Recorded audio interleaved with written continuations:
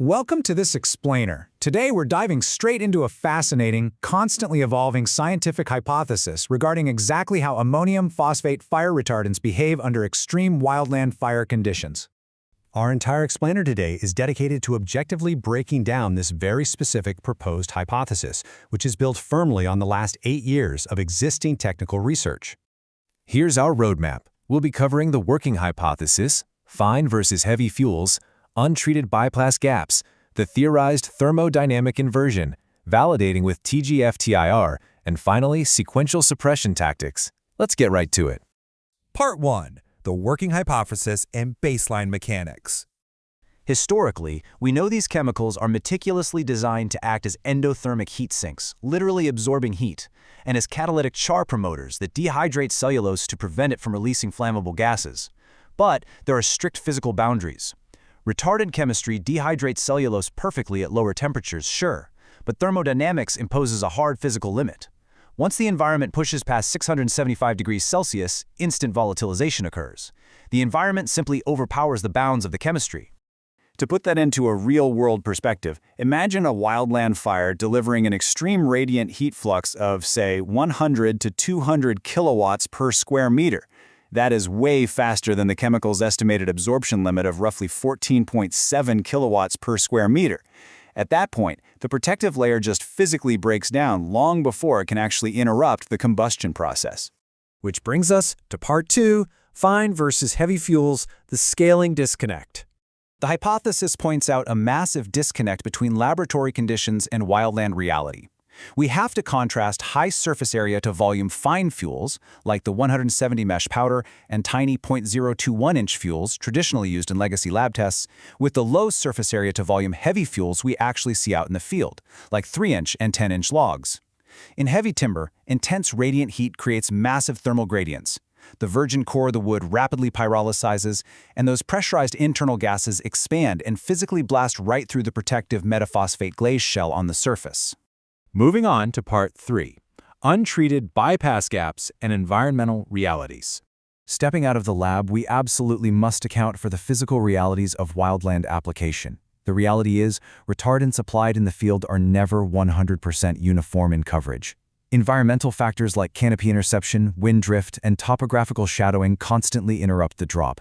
This creates what we call untreated bypass gaps in the fuel bed. These gaps allow flames to ignite and easily spread laterally right beneath that chemical glaze. And here is the absolute kicker. This specific physical vulnerability is completely unaccounted for in traditional scientific reports and legacy models. Part 4. Theorized thermodynamic inversion, the chemical shift. So, what exactly happens to the chemistry when these extreme physical realities, the ruptured shells, the bypass gaps, and those massive heat fluxes all collide? Well, under these conditions, it is theorized that a thermodynamic inversion takes place, introducing approximately 2,063.2 BTU per pound of gas phase heat of combustion, based on ammonia's lower heating value, directly back into the fire. Instead of acting as a net heat sink, the retardant chemically flips. During sustained crown runs exceeding 800 degrees Celsius, this extreme ambient temperature can strip the physical barrier off the wood entirely. The chemical off-gasses massive amounts of ammonia right into an environment that is already well above its thermal cracking and auto-ignition thresholds. The hypothesis proposes that this off-gassed and cracked ammonia actually combusts exothermically within the turbulent, oxygen-rich flame front. The high-velocity updraft draws these gases right into the active combustion zone. Essentially, a chemical designed as a protective heat sink potentially turns into a thermodynamic contributor, pumping intense energy straight back into the fire plume.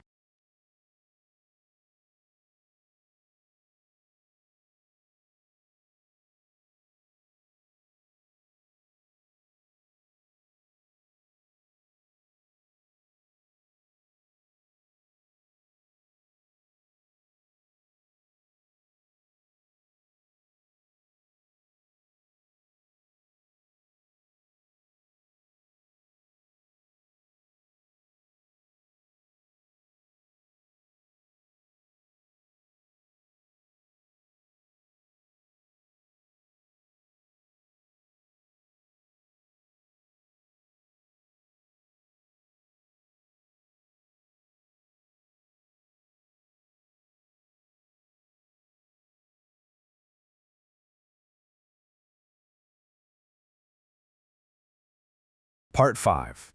Validating with TGFTIR, the scientific resolution. With such a paradigm-shifting idea on the table, we need rigorous scientific methodology.